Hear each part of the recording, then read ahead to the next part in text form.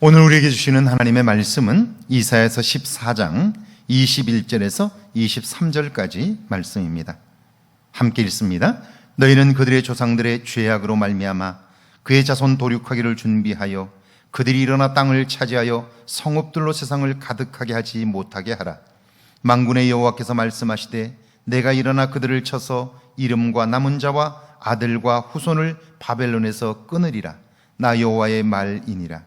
내가 또 그것이 고슴도치의 구렬과 물 웅덩이가 되게 하고 또 멸망의 빗자루로 청소하리라. 나 만군의 여호와의 말이니라 하시니라. 아멘. 하나님의 말씀입니다. 할렐루야. 한 해 마지막 날입니다. 이날에 주시는 하나님의 은혜가 여러분과 여러분의 가정에 함께하기를 주의 이름으로 축원합니다. 한 해 동안 정말 애쓰셨습니다. 여러분의 수고가 하나님의 살아계심을 이 땅에 증거했고 하나님으로 인하여 여러분의 삶도 빛이 났습니다. 그 하나님의 은혜 안에서 또 한 해를 잘 마무리하시고 새해를 맞을 수 있기를 주의 이름으로 축복합니다. 이스라엘 성지순례를 갔을 때에 실로를 방문했습니다. 실로는 이스라엘의 첫 수도였고요, 사무엘 선지자가 엘리 제사장을 모시고 성막에서 섬겼던 곳입니다. 지금은 폐허가 되어 돌무더기만 남아 있었습니다. 제가 교인들과 함께 그곳을 올랐는데요, 그곳에 이 야트막한 언덕 위인데요, 그 언덕 위에 올라서서 그 아래를 내려다 보았는데요, 쌓아둔 돌무더기를 잡고 계곡 아래쪽을 내려다 보는데 제 안에서 들려오는 음성이 있었습니다. 종아, 화려한 제사장 의복을 입은 엘리와 그의 아들들과 초라한 모습의 사무엘을 내가 보았다면 그때 하나님께서 엘리와 그의 아들들이 아니라 사무엘에게 그 다음 세대를 맡긴다는 사실을 볼 수 있었겠느냐 하는 질문이었습니다. 눈앞에 보여지는 팩트, 현실은요, 엘리가 제사장이고 그의 아들들 역시 제사장입니다. 사무엘은 그저 그 제사장들의 심부름을 하는 어린 아이에 불과합니다. 그런데 하나님은 그 다음 세대를 화려한 제사장의 복장을 한 엘리의 아들들이 아니라 그들에게 심부름하는 사무엘에게 맡기시는 거예요. 그걸 볼 수 있는 눈이 너에게 있느냐라고 물으신 겁니다. 우리의 눈은 보이는 대로 보고 그것으로 판단하려고 합니다. 그러나 정말 보아야 할 것은 보이지는 않는 것이고요, 하나님이 하시는 일은 정말 볼 수가 없어요.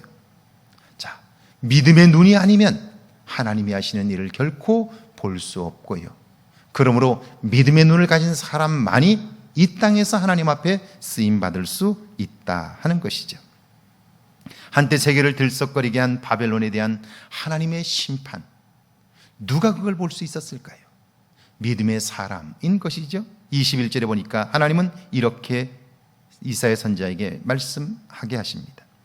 너희는 그들의 조상들의 죄악으로 말미암아 그의 자손 도륙하기를 준비하여 그들이 일어나 땅을 차지하여 성읍들로 세상을 가득하게 하지 못하게 하라. 하나님은 고통 속에 빠뜨린 그 세대뿐 아니라 그 다음 세대도 또다시 그런 악을 행하지 못하게 하라고 말씀하십니다. 이것은 일본의 경우를 보면 쉽게 이해할 수 있습니다. 일본은 한때 세계를 향해 전쟁을 선포하고 주변국들을 고통 속에 몰아 넣을 만큼 엄청난 힘을 가진 나라였습니다. 그 세대는 엄중한 하나님의 심판을 두려워하지 않았고요, 그들은 자기들이 가지고 있는 힘을 통하여 전쟁을 선포하고 그리고 세계를 고통 속에 몰아 넣었습니다. 자, 그런데 그런 그들이 전쟁에서 패하게 되었고 이제 그들의 후대가 우리의 조상들이 이런 잘못을 했다고, 조상들이 한 일은 우리가 잘못한 것이라고 회개하며 다시는 이런 일을 하지 않겠다고 해야 그 악습이 거기에서 끝날 텐데요. 그런데 그 다음 세대가 조상들의 그런 모습들을 부러워하고 있습니다. 그 시대를 그리워하고 있습니다. 그러면서 그들은 또다시 전쟁을 준비하고자 합니다.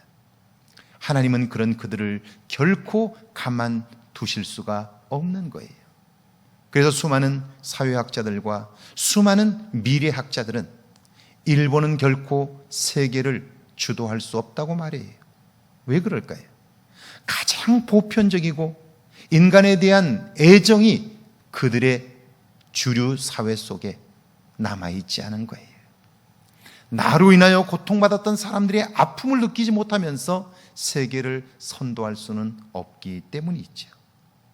바벨론이 힘을 가지고 주변 나라들을 괴롭혔을 때에 그것이 굉장한 것 같았어요. 그러나 그들 때문에 어려움을 겪었던 사람들의 숱한 눈물과 한숨과 고통이 있었다면 다음 세대는 그러지 말아야죠. 그런 조상들의 잘못된 일들을 통회하며 다시는 그러지 않겠다고 다짐해야 하는데, 그런데 그러지 못하다는 거죠. 그런 그들의 후손까지 하나님은 가만두지 않겠다고 말씀합니다.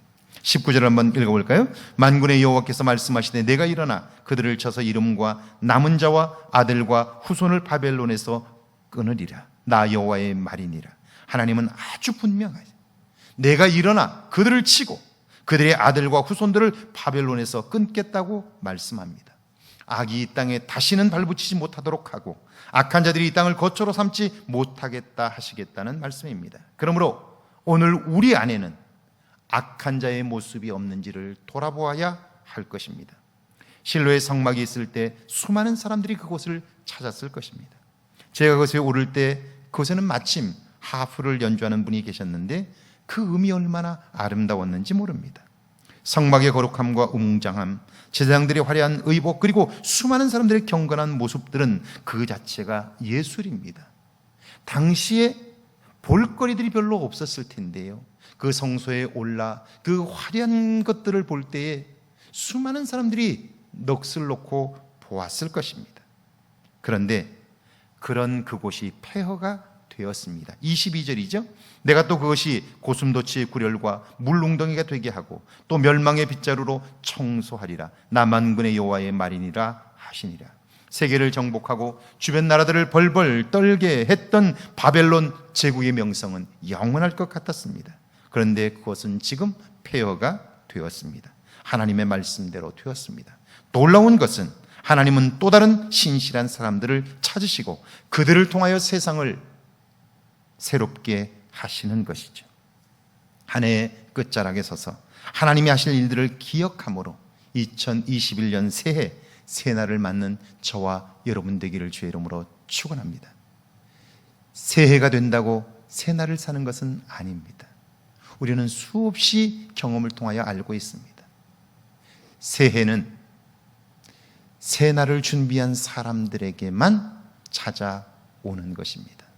믿음의 눈을 가지고 하나님이 하시는 일을 볼 수 있는 사람, 그 사람에게 새해는 새날이 되는 거죠. 저와 여러분 모두에게 이런 새날이 있기를 주의 이름으로 축원합니다. 함께 기도합니다. 내 안에 하나님을 볼 수 있는 믿음의 눈을 열어달라고요, 새해를 향하시는 하나님께 내 삶을 맡겨 새날을 살게 해달라고요, 함께 기도합니다. 하나님 감사합니다. 내 안에 하나님을 볼 수 있는 믿음의 눈을 열어 주옵소서.